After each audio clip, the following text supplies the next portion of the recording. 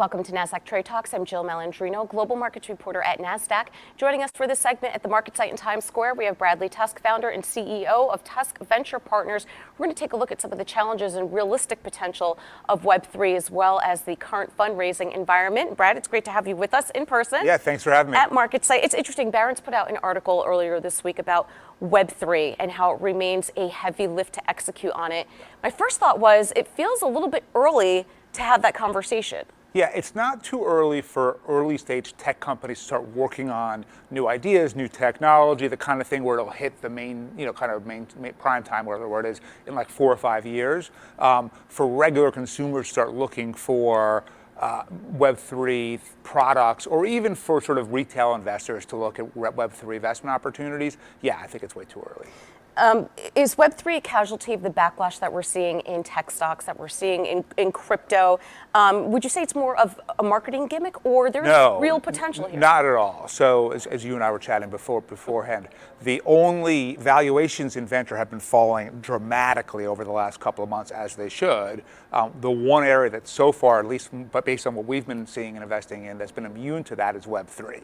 So I think that people are still, at least in my community, really excited about it. And if you think about it, you could, I don't believe this, but you could argue that crypto is a fad or something like that, or NFTs are a fad, things like that.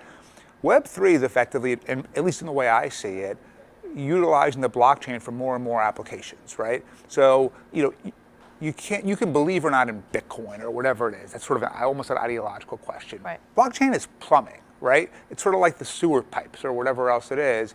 And then they're just going to keep building more and more technology and applications on top of it. So, smart contracts, like that's not a fad. That's just the next iteration of sort of how legal documents move from being on paper to sort of being on, line from, in your database or on your computer to being, on the blockchain. Is there a lot of overlap when you think about Web3 and the metaverse? Yeah, so yes, and I would say my thinking on this has evolved even recently, where there was probably 6 months ago I might have said, it's kind of the same thing. And I think now Web3 is sort of a smaller subset of the metaverse. So to me, at least, Web3 is decentralized activity on the blockchain that's meant to be open to everyone. Data portability is really easy, very democratic approach. The metaverse, in my mind, is basically Internet 2.0, crypto blockchain, VR, AR, and IoT all meshed into one thing, right? Where we're looking through goggles and everything is in sort of virtual reality. And it will be a much cooler version of the internet today. We'll have all of the same both problems and opportunities, but it's a commercial thing, right? People, Facebook is building their own metaverse. Microsoft is building their own metaverse. Apple is building their own metaverse. And they're all going to want to keep you inside their walled garden so you spend more money on their products. And that was my next question. When we think of Web3, when we think of metaverse, I can't imagine that the web incumbents are just going to become obsolete and not invest in this technology. Yeah, they're going to evolve into it. I mean, some might. There's always, when there's technological shifts, some people, for whatever reason, don't see it coming or don't believe in it, and they get taken out. But yeah, I think if you just look at, like, even Microsoft's Activision purchase, I think that was very much with metaverse in mind as they're doing it. Facebook literally changed the name of the company to Meta to show that they're doing it. I think one of the important things is, if we have all these walled gardens within the metaverse, regulators really need to step in and say, your data is portable, it's interoperable among different platforms. The notion that every time you enter a new metaverse, you have to recreate your avatar and everything about it. I mean, I find it annoying enough that I have to remember, like, my Netflix password. And I have to always, like, reset it and whatever else. If it was like my entire being and the essence of who I was, and I had to redo that every time, like, that would be impossible. See, and you and I have spoken about this before, the concern around regulation. We know the technology moves light speed ahead of what, I mean, we can't, agree on basic Section 230 when we think about, regulating social platforms and so forth. This feels like it's a little bit more real. Yeah, and the risk is even greater because, as I said before, I think everything about the metaverse will be, everything that's good will be better and everything that's bad will be worse. And so far the US government has failed to deal with privacy rights of any kind. They have failed to deal with Section 230, which sort of right now makes platforms like Facebook or Twitter immune from liability from the content posted on the site. They haven't dealt with antitrust, so we have these just massive corporations now in Amazon and Apple and Microsoft and Google. And as a result, the people that always get hurt at the end of the day are consumers, right? And so to me, the first purpose of government is to protect the people, protect consumers, whether that's through law enforcement or through consumer protection by regulation. And I would say everyone from the White House to Congress to the FTC and every other agency has dropped the ball completely. Yeah, well, because everything's become so politicized. Yeah. Let's talk about the closing of the third fund. Why is this significant for Tusk Ventures? Well, a couple of things. So one is, as you know, but the viewers probably don't, we're the only venture fund that sits at that intersection of technology and regulation. So we invest in companies early stage, both when we like everything about them and we think there's some gating political or regulatory issue that if we could solve it would really drive growth and valuation. So we invested in FanDuel, we legalized daily fantasy sports betting around the US. We invested in Roman, legalized digital prescriptions, invested in Lemonade, got them their insurance licenses and so on. So when I had this idea and I started going around trying to raise my first fund, LPs and institutional investors looked at me like I was crazy, like I had three heads, like, what do you mean politics, regulation, tech? And I was like, no.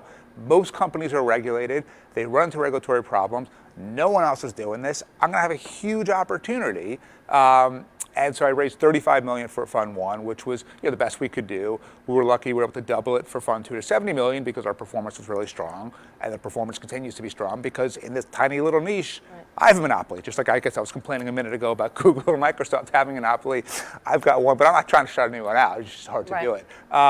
And so Fund 3 is $140 million. And I think for us also, it's kind of a validation of, yes, this idea works. Yes, this model works. Because when we created our fund, we were creating a venture fund, but we were also kind of creating a new market within venture, right? This sort of new area intersection of technology and regulation. And so the work that we've had to do is not only to raise money and invest it and help our portfolio companies, it's create awareness among the whole world, or at least the investing world, that this type of venture now exists. So we have spent a huge amount of time just out there in the media, whether it's talking to someone like you or my host of my podcast or column or books or all of the stuff. And that's been designed, in part because there just was no niche of that venture tech politics mech before, and we have to make it. Let's talk about the current environment right now when we think about fundraising. I mean, to be honest with you, Bradley, valuations had to be reset. There was a lot of stuff coming to market that did not deserve their multiples. Totally agree. Yeah, I mean, so we were talking about this earlier. Mm-hmm. My view, and it's a little cynical, but I think what happened is big institutional investors said, we want to allocate more money to venture. That's really good, right? Venture capitalists said, oh, I can raise funds that are 5 times bigger than before. And then when they say 2% of that means that my management fees alone will be enough to kind of cover all of my needs. So people started raising giant funds really for what the 2% represented for them. But if you have a $700 million Series A fund, you can't write a $3 million check into a company. You got to write a $20 million check company. And if you're writing a $20 million check, the valuation has to be commensurate with that. And then kind of the game continues all the way down the line from seed all the way through Series F, G, wherever it goes to. And then I think the public markets have been absolutely right in taking a lot of these companies and cutting them down to size because, and look, some of them are my portfolio companies, but nonetheless, the valuations have gotten out of hand, out of control, and the market, the valuations that the Nasdaq or New York Stock Exchange have now put on these, I would say are far more in line with what they should be. Right, and to wrap up here, what kind of startups will you target with this new fund? A lot of fintech, right. Digital health, those are our 2 main areas, and then probably transportation and gambling. All right, great to see you. Thanks for joining us on Trade Talks, and thanks for joining me. I'm Jill Malandrino, Global Markets Reporter at Nasdaq.